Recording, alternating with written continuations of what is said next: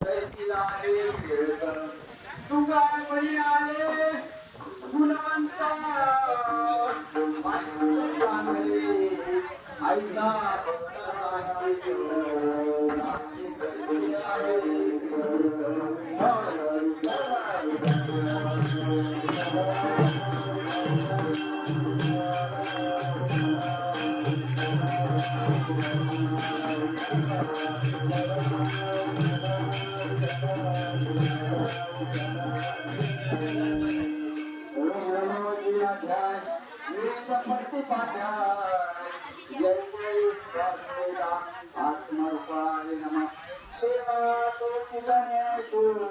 सकलांतमध्ये प्रकाशू मन निवडते घासू अवधानिलो जयाची केल्या स्मरण पुढे सकल सिद्धी करण देवची वंतू गिरिचरण संतोचे ते नमस्कृती आता ओम नमो जनार्दना नाही अभय भावना मनी तू मूर्तपणा नमो चरणा सद्गुरु राया महायोग पिंडे तत्व भूम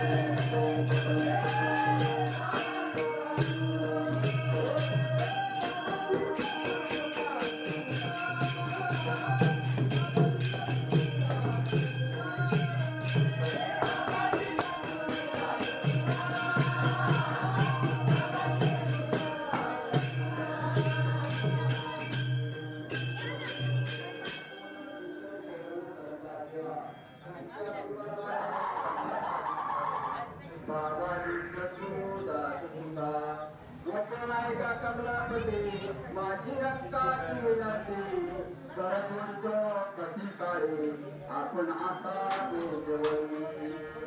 ओम नमो ज्ञानेश्वरा करुणा करा दया तुमचा नादो पावन झालो चराचरी आपल्या जीवाच्या वर्ण तुझे नाम ऐकू मजले काही प्रेम करा पंढरच्या देवराया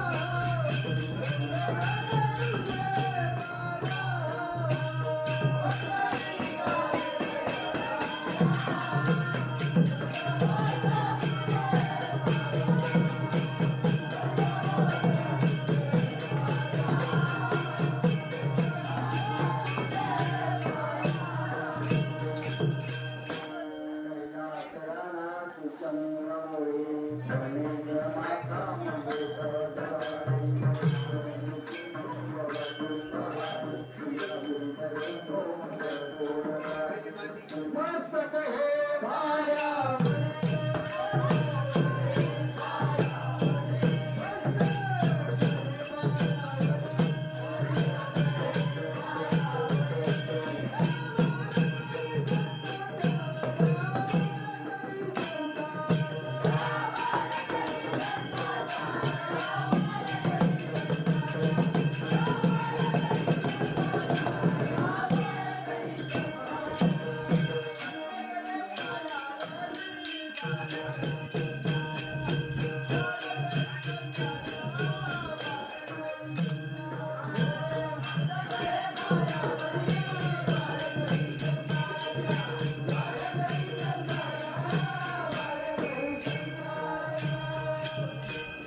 मस्तकही पायामध्ये या वारकरी साईच्या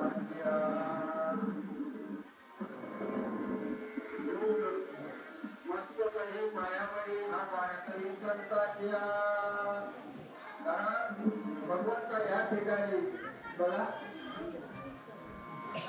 जगत तुकोबराया आज या ठिकाणी बघून आनंद होत आहे की भगवंताच्या कृपेने व साधू संतांच्या आशीर्वादाने संत सजण्याच्या सहकार्याने नवे नवे गावातील सगळ्यात लहानखोर भाविकाच्या सर्वकारणातून असं हा बोलले आणि दिले या ठिकाणी 3 दिवसाचा कार्यक्रम वर्धापन दिनाचा कार्यक्रम या ठिकाणी साजरा होत आहे कारण या ठिकाणी बघा भगवंत जगद्गुरु तुकोबराया आणि जगद्गुरु तुकोबराया भक्ताची ते वैराग्याची मूर्ती आणि भक्तीचे कळस असे असणारे जगद्गुरु तुकाराम महाराज यांचा या ठिकाणी गौरवणी प्रकरणातील आव्हान देण्यात आला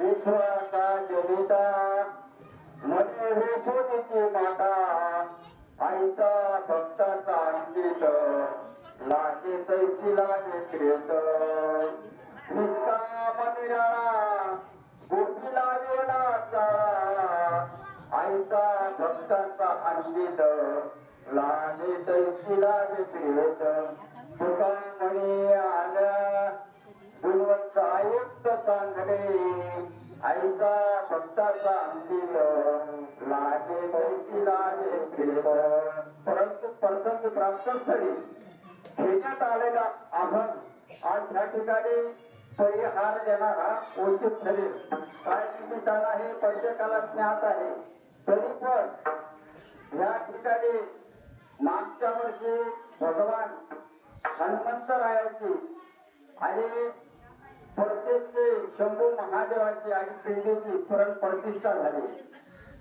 त्याला 1 वर्ष व्हायला कारण जून मध्ये होता पण पाणी पावसामुळं हा कार्यक्रम थोडासा आधी घेण्यात आला कारण सगळ्यांची अडचण होती या ठिकाणी बसायची सगळ्याच अडचण असल्यामुळं थोडासा पुढे घेऊन हा कार्यक्रम होऊया आणि दिवे होईल या हिशोबाने हा कार्यक्रम या ठिकाणी घेतला आणि या ठिकाणी सगळेच गाववाले मंडळी शांताराम भाऊसाहेबांची सुनील पाटील आणि गावातील सगळेच प्रतिष्ठ मंडळी तसेच आमचे सर्वेश कॉलेज स्टाफ कारण या ठिकाणी सगळ्यांचाच या ठिकाणी हातभार लागलेला आहे कारण एखाद्याचा खेळ म्हणून या तसंच हा कार्यक्रम आहे 3 दिवसाचा का होईना पण ज्या ठिकाणी सप्ताह 1 महिन्याचा असो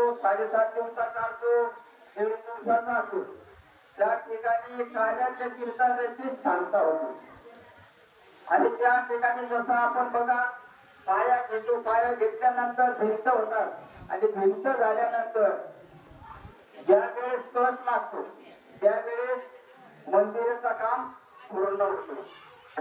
आणि तसंच आता ह्या जर आपण जे रोहलाय नाणे म्हणतो आपण, हे नाणे आहेत हे सगळं नदीला मिळतात आणि नदीला मिळाल्यानंतर ते सगळे जगावर उपकार करत पुढे जातात समुद्राला आणि समुद्रामध्ये गेल्यानंतर पुन्हा परत येत नाही, काय होऊन जातात समुद्र होऊन जातात.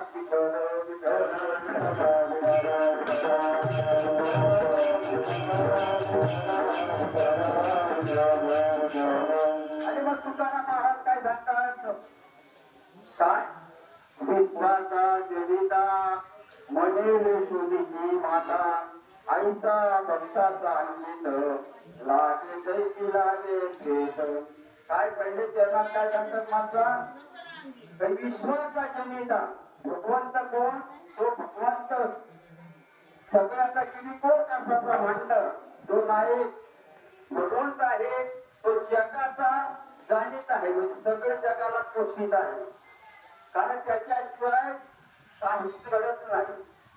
आणि मग विश्वाचा जनिता म्हणे यशोदेची माता आईचा भक्ताचा अंकित लागे तैसी लागे प्रेत. कारण विश्वाचा जाणीत आहे आणि विश्वाचा जाणीता असल्या कारणाने त्या ठिकाणी बघा कोणी म्हणेल सृष्टी कोणी निर्माण केले, आपण सहज सांगतो कोणी निर्माण केले, ब्रह्मदेवाने सहज सांगतो आपण ब्रह्मदेवाने सृष्टी निर्माण केली. पण ब्रह्मदेवाला निर्माण कोणी केलं, ब्रह्मदेवाला कोणी निर्माण केलं, कुठून निर्माण झाले ते, तर भगवंताच्या नाभि कमळात होते निर्माण कोण झाले, ब्रह्मदेव. कुठून नाभि कमळातून म्हणजे भगवंताला आता प्रत्येक संत सांगतात काय, तो भगवंत जो विठ्ठल परमात्मा आहे तो काय सगळ्यात मोठा कोण आहे, भगवंत पांडुरंग परमात्मा. आणि मग संत सुद्धा सांगतात काय, काय सांगतात, कृष्ण माझी माता, कृष्ण माझी माता,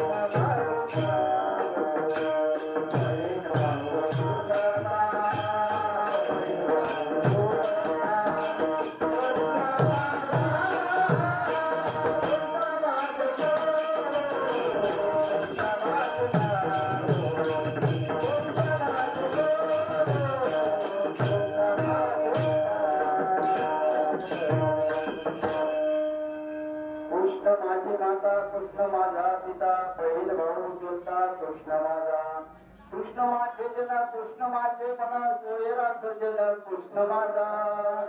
बघा इथं तुकाराम महाराज सुद्धा सांगतात, विठ्ठल माझा बाप तुला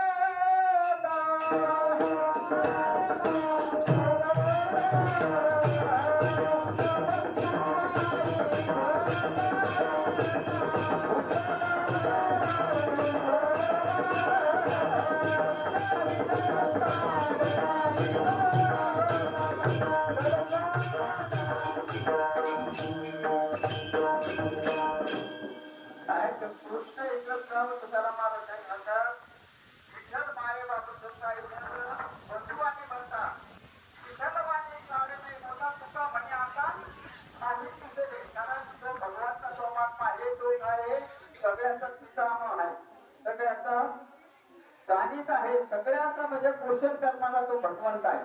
आणि मग असा भगवंत असणारा कोण, तो सुद्धा काय काय करतो, भक्ताच्या आणि चित्रात काय, तो श्रीमंताला होत नाही, पैशावाल्याला होत नाही, कोणाला तर फक्त कोणाला होतो, तो भाव बळे आकळे येडवण नकळे करतळे आवळे सहारी. काय का भावाने दाखल येतात दुसऱ्याने आपण शिकत नाही म्हणून इथे काय पाहिजे भक्ती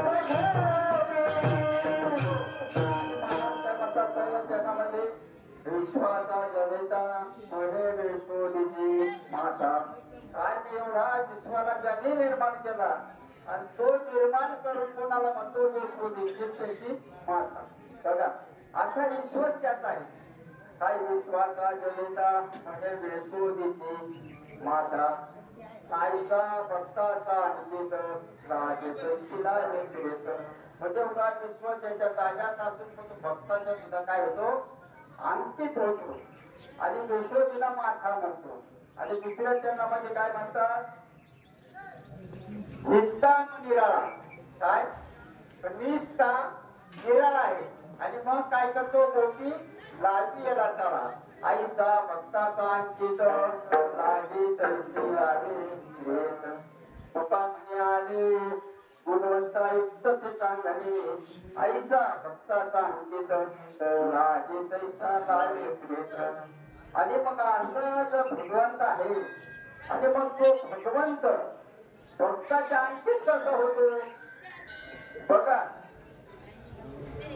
हनुमंतराया आता थोडस आपण सांगू त्याचं काय का हनुमंतराया अंजनी माता ही दुष्मंत पर्वतामध्ये अंजनी माता तप करत होती आणि तप करत असताना बघा भक्ताच्या अंकित कसा होतो आणि तप करत असताना त्या ठिकाणी अंजनी माताला कोणाचं ध्यान करत होते भगवान शंभूचा आणि शंभूचा ओम नमः शिवाय ओम नमः शिवाय ओम नमः शिवाय असा त्याचा तप चालला तर मग तो तप किती असेल आता हनुमंतरायाचे तिथे गुण किती होते त्यांना हनुमंतरायाला भक्ती ज्ञान वैराग्य उत्तम आणि चांगले असे 5 लक्षणे होते कोणाचे हनुमंतरायाचे आणि मग तो पती येण्यासाठी मग ते तप्ती ते करावं लागला हनुमंतरायाचा बघा आता हनुमंतराया जर पोटी यात असेल तर तप्ती ते 1 सप्ताह 1 वारी 1 वर्ष का 2 वर्ष असं नाही त्याने खूप तप केला आणि खूप तप केल्यामुळं भगवान शंभू काय त्यांच्या समोर प्रकट झाले आणि प्रकट झाल्यानंतर सांगितलं माई काय तुझे विषय डायरेक्ट काय सांगितलं माते काय तुझी इच्छा आहे सांग म्हणे पण बघा इकडं आता दशरथ राजा दशरथ राजाला 3 राण्या होत्या 500 राण्या होत्या पण मुख्य 3 होत्या राण्या आणि 3 राजा काय कौशला काही आणि सुमित्रा अशा ह्या 3 राण्या होत्या पण छोटी संतती नव्हती आणि मग त्यांनी एकदा इंद्राला मदत केली इंद्रावर जेव्हा वेळेस राक्षस अतिक्रम करायला लागले त्यावेळेस स्वतः कोण गेले दशरथ राजा गेले मदतीला बोलवला आणि दशरथ राजाने त्या ठिकाणी त्या दैत्यांचा पराजय केला आणि म्हणून देव त्याच्या प्रसन्न होते आणि मग त्यावेळेस दशरथ राजा महाराज काय एवढा म्हणायचं मला खोटी संतती नाही आणि मग त्यावेळेस ते प्रसन्न झाले. पण काय सांगितलं, तुला पोटी संतती होईल पण एक करावा लागेल. काय तो जोडी भरत ऋषी त्याचा मुलगा सुरगी आहे, काय ब्रह्मचारी आहे आणि त्याला तुला आणावा लागेल. म्हणजे तुझी मानलेली मुलगी आहे तिच्याशी लग्न करावं लागेल आणि लग्न करून तो जोडपा आपल्याला पूजेला होमाला बसावं लागेल. आता होम याद करावं लागेल. आणि मग त्यावेळेस आता सुरगी आता हा जंगलामध्ये राहायचा आणि जंगलामध्ये भरत ऋषी ते राहायचे. पण त्यावेळेस इंद्राने त्याला मदत केली तर हा असा येणार नाही. आणि मग त्या ठिकाणी स्वर्गाहून आत्याला पाठवल्या कनिका नावाच्या नाचणाऱ्या आहे आणि त्या बरोबर पाठवल्या.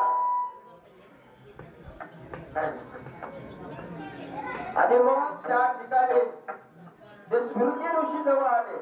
आल्यानंतर त्या ठिकाणी त्यांनी सांगितलं, सुरगी ऋषी पाहिलं त्यांनी कधी नव्हत स्त्रिया पाहिल्या आणि स्त्रिया पाहिल्यानंतर त्यांनी सहज विचारला, तुमच्या म्हणे शांतीवर काय काय कधीच असे माणसं पाहिजे तर म्हणे तुमचा जसा सुरगी आहे म्हणजे काय डोक्यावर जसं म्हणे तुमचा सुरगी आहे म्हणजे जटांचा असा वेगळं आहे दुसरं तसा म्हणजे आम्ही सुद्धा काय कलकंठ ऋषी आहोत.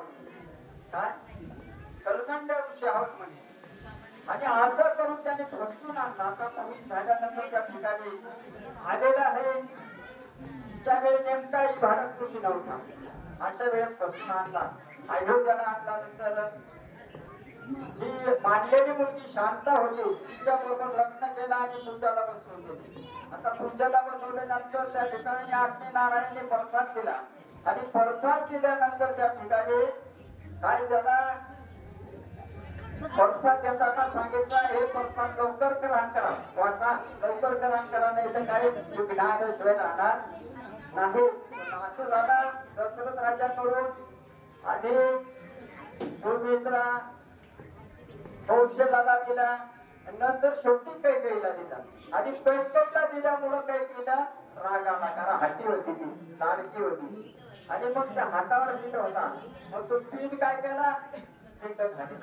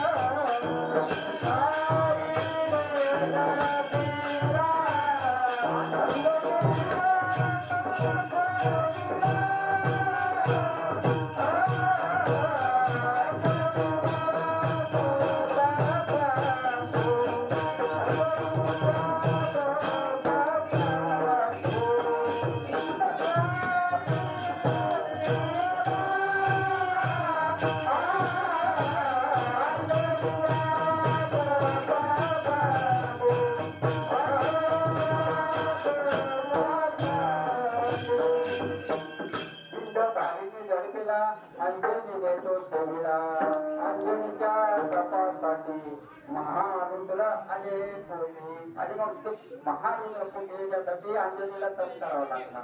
मग अंजनीने भगवान शंभू म्हणतात, अंजनी तुला काय पाहिजे? आणि मग ज्या वेळेस सांगितलं की मला पुत्र पाहिजे. आता शंभू महाराजांनी तथास्तु म्हटला. पण पुत्र काय पाहिजे, त्याला 5 मूल पाहिजे आणि म्हणून असा पुत्र मला दे, नाही तर म्हणणं हे दिलं तर बरं होईल. काय देशीत मला मुलगा असा दे, ऐसा मुलगा दे उंडा त्याचा तिरेलो गांडा असा दे, तर मग वांछा असलेला बरा. आणि मग भगवंताने तथास्तु म्हटलं आणि तथास्तु म्हटल्यानंतर आता भगवंत हनुमंतराया त्यांच्या पोटाला आहे बघा. पण इकडं वसुदेव देवकी आणि नंद राजा आणि यशोदा यांनी सुद्धा तेवढाच तप केला. दोघांनी काय केला, यांनी सुद्धा तेवढाच तप केला. आणि तप केल्यानंतर त्या ठिकाणी त्यांचा काय होता, मुलगा जन्मायला यावा म्हणून काय भाव होता त्यांचा, वात्सल्य भाव होता. कधी आई बापांना मुलावर कसा राहतो, वात्सल्य भाव, तसा आपल्याला सुद्धा आहेतच. कधी एक दोन कोणाचे चार असतील पण आपल्याला सुद्धा आहेत आपण सुद्धा कोणाचे तरी बाप आहोत तसे आणखी आपले यशोदा माता आणि नंद बाबा आणि इकडे आपले वासुदेव आणि देवकी आता यांचा सुद्धा तोच भाव होता काय का मला मोठी संतती हवी पण भगवंता तूच पाहिजे आणि मग यांनाही वचन दिला भगवंताने काय तुम्हाला सुद्धा मी तुमच्या पोटी येईल पण आता सध्या नाही ज्या वेळेस 8वा अवतार होईल माझा मध्ये त्या वेळेस मी तुमच्या पोटी जन्म घेईल आता वचन थोडी पण सारखा दिला आणि वचन हा पाहता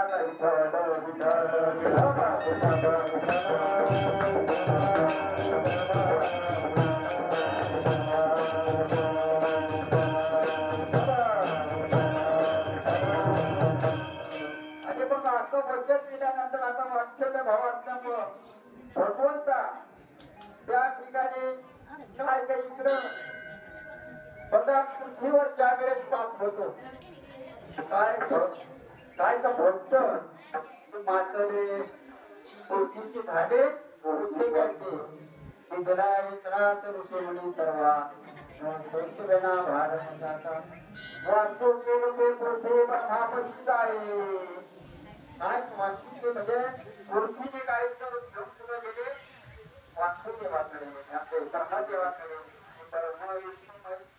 असे सगळे मिळून पुढे गेले भगवान परमात्मा जो पांडुरंग कृष्ण परमात्मा गेले श्री सागराला त्या ठिकाणी सांगितला काय तर बाबा रे मी आता अवतार घेणार आहे असं सांगितलं काय तर आकाश सचिवाने तेव्हाही झाली होती काय आकाश सचिवाने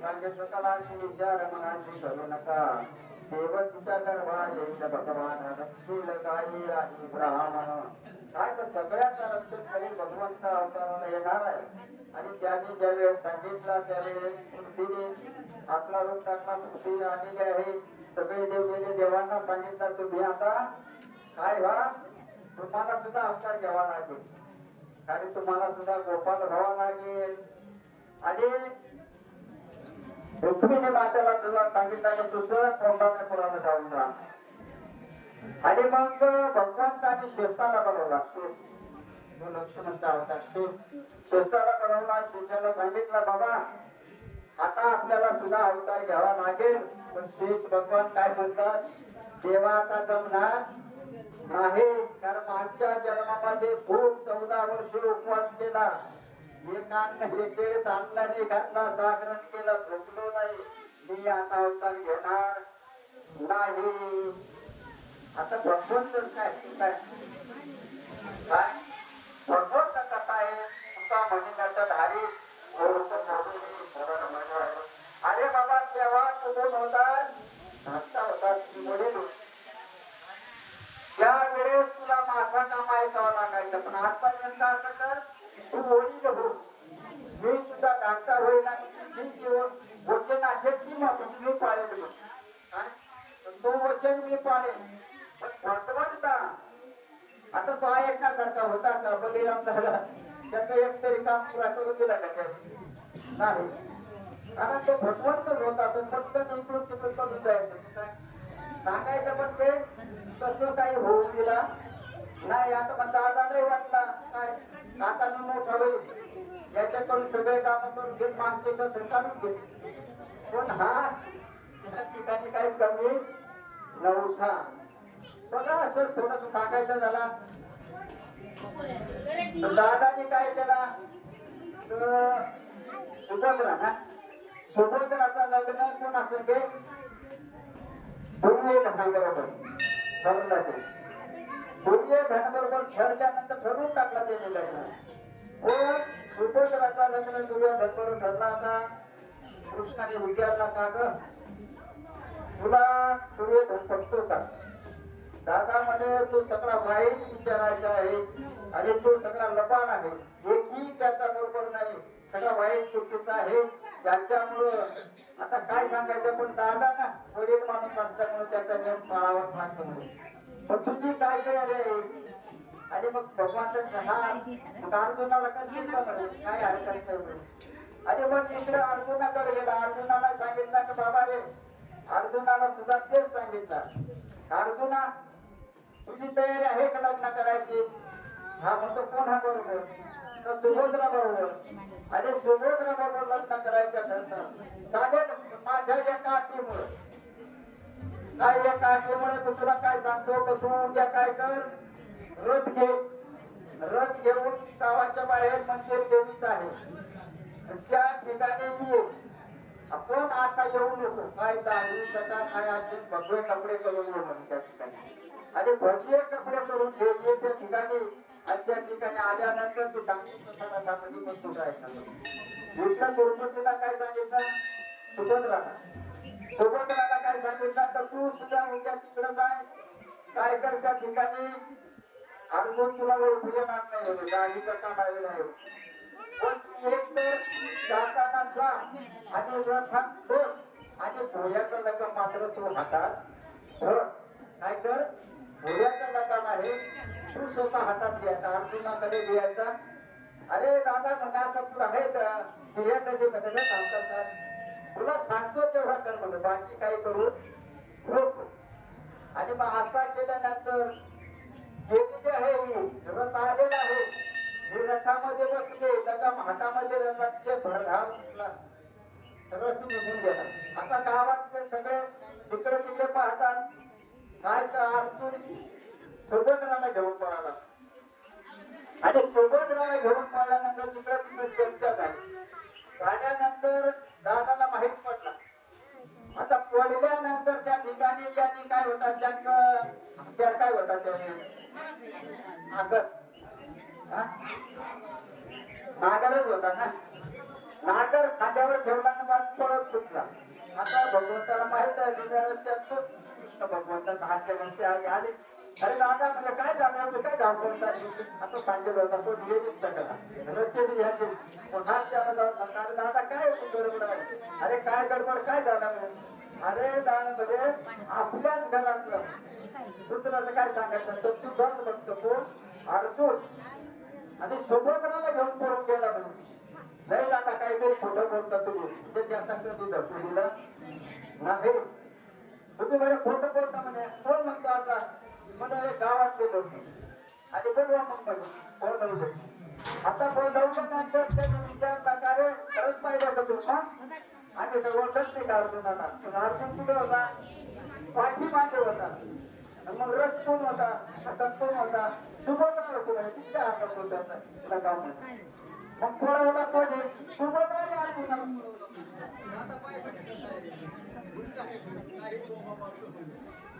हे आपलाच गिरायक